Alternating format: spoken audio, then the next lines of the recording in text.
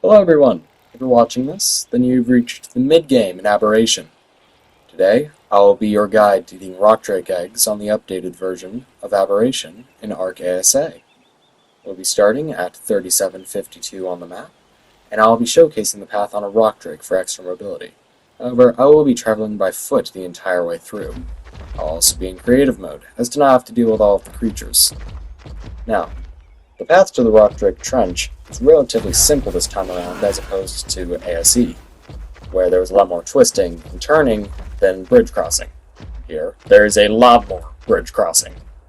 I found this subterranean Reaper King, which is crazy to me, given that I've only seen one in my 1700 hours playing Ark. While we're moving down this pathway, you will soon find a spinal cord looking thing. Not entirely sure what to call it. It glows. It kind of looks like an artifact almost. And from there, that's more of a checkpoint for you. So once you reach there, you're going to want to stop, collect yourself, whatever you want to do. And then you're going to take a right, and then you're going to go down, and then there's going to be two paths. You can either go down or to the left. And you want to go left, as opposed to going to the right, where there's water and all the dangerous creatures.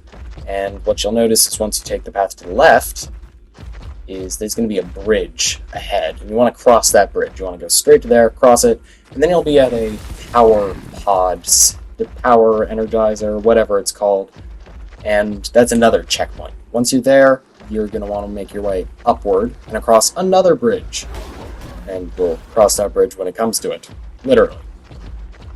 Now, in Aberration, you definitely want to have your hazmat suit ready. You probably want to have a few, to be honest with you, given that the radiation kills your suit relatively easily, and you're going to be spending a lot of time in the radiated zones this time around.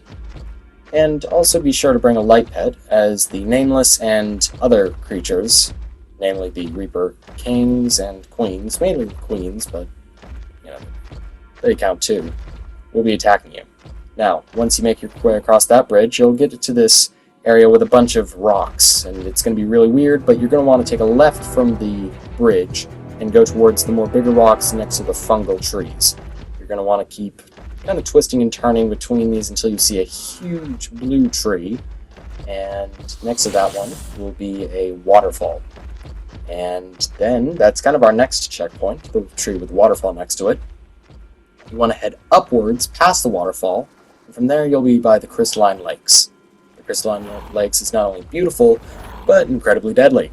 It has many crabs, and it has many megalosaurus, baryonyx, anglerfish, and titanoboas, of all things. Many deadly creatures, including Bigfoot, evidently. Now, as you make your way through the crystalline lakes, you're going to want to stay on the shoreline as to not be attacked by any of the deadly creatures. And you're going to want to keep making your way through until you hit a pathway into the red or radiated zone. And I'll show you where to go when you hit that point. But once you're there, you definitely want to have your hazmat suit equipped, as you will be subjected to a lot of radiation, where if you don't have it on, then you will die relatively quickly, like extremely quickly. So definitely have that ready to go. You also want to have climbing picks as well, for when you get to the trench, and you need to get down there and grab the eggs. When you're riding on your Spinos or your Megalosaurus to get down to the trench, you will definitely need those, as there's no way to get back up once you drop down into the trench with your dino, as far as I'm aware at least. Now, as we make our way through this area, once you get here, you're definitely going to want to follow the portal, or the spine, the metal parts with the lights, like the really bright lights. You want to follow that kind of as guide, and there's not a lot else to it. You're just going to make your way through. There's a lot of creatures here, including Reaper Queens, which are incredibly dangerous. You want to stay clear of those if you don't have a strong enough creature. If you have a 225 Megalosaurus, I'm sure that he'll be able to, take care of it. But if you don't, then just keep running and try and stay away from those. Eventually you'll come across this metal bridge with a power generator on it. This is another checkpoint. And you recuperate, do whatever you need to do. Just make sure you have enough durability on your hazmat suit or hazmat suits. You should be fine, given that you've only just entered the radiated zone, but trust me, you'll be spending a lot more time in here than you think. Now, following the spine downward, using it as a guide, you will just kind of follow it for quite a while, to be honest with you. And eventually you'll reach a point where there's a lot of winding down. A lot of winding. You're just going to spend like 10 minutes winding down until eventually you hit the trench. But until then, take in the scenery and enjoy the new Aberration, as it is incredibly gorgeous now that they've updated it.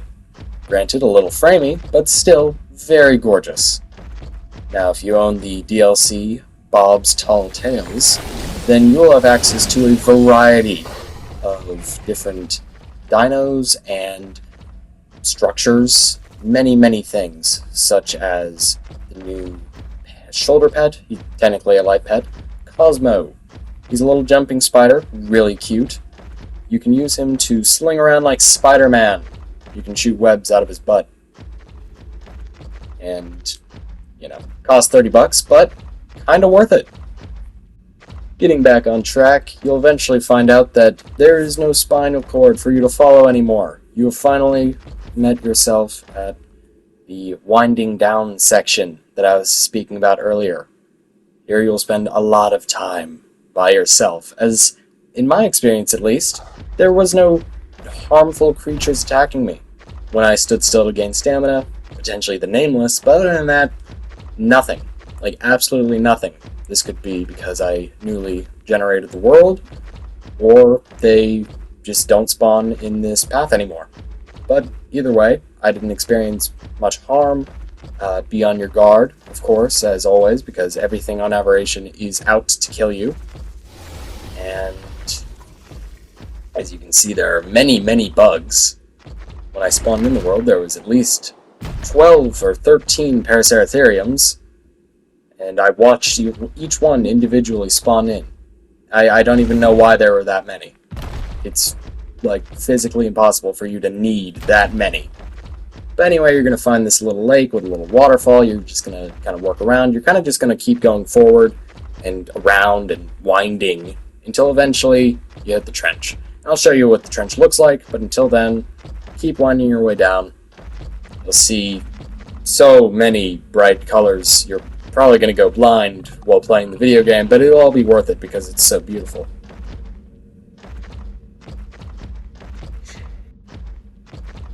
What you will find when you spawn into Aberration is that aberrant Giganoraptors, which I was not aware were on this map, and Yeilings, I think that's how you pronounce it at least, correct me if I'm wrong, are pretty much everywhere that you go.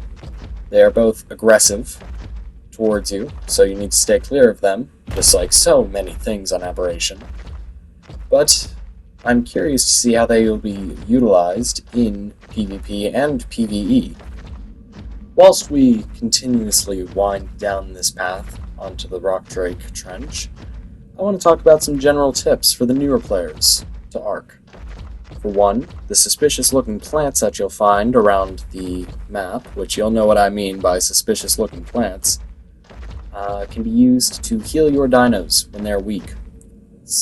If you stand next to them with your dinosaur, then they'll periodically heal them over for 300 damage every, 5 seconds or so. So it's a really efficient way of getting your dinos healed, especially when you've just finished up leveling them up from being a baby. You can also get plant species Z seeds from these suspicious-looking plants, and these can be used to tame light pets, and can actually be planted in crop plots to grow kind of a flashbang grenade, kind of like an organic one. It takes a little bit of time, but over, however long, depending on what your settings are, you will eventually get flashbangs that not only weaken Reaper Kings and Nameless, as it emits a bright flash, they can also knock off people off their mounts. So they're not all that useful in PvE, however in PvP they can be relatively clutch in some situations. Now, in terms of Reaper Kings, the method in which you tame them is a little special, I'll call it. All you need to know is that you need to kill a Reaper Queen to potentially get an item called Reaper Pheromone Glands. If you consume these, this will cause baby Reaper Kings to not be so hostile towards you when given birth to. Now, the term I used is correct. You do have to give birth to the Reaper King yourself, given that the Reaper Queen impregnates you first. And that process can be very dangerous. You typically need many medical brews, many shields, and good armor.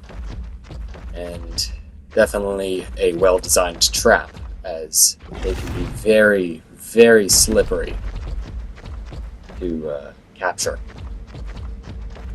Now, I believe that we are making our way closer and closer to the trench. Now, the eggs do look a little bit different as to ASE, but not all that different. I mean, you'll recognize them right off the bat. They do have a glow, I'll call it, or more of a haze around them, orange haze. So they're a little bit more noticeable. I also got stuck on a tree, because of course I did. And here we are. The trench. They did update it to make it look more purple, I guess, kind of just like everything else around it, but it still has that nice black and yellow gunk around it to showcase the Rockdrake's trench and nest, I suppose. And so that's how you get to the Rockdrake eggs. You definitely need some climbing picks to go down and, well, get the eggs, but that's the path you take. Not all that difficult. A little bit longer than the last path, from what I remember.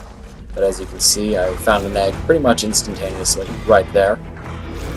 And that's it. That's the path. Well, thank you for watching. If you found this video helpful, make sure to drop a like and even subscribe if you feel so inclined. And I'll see you in the next video.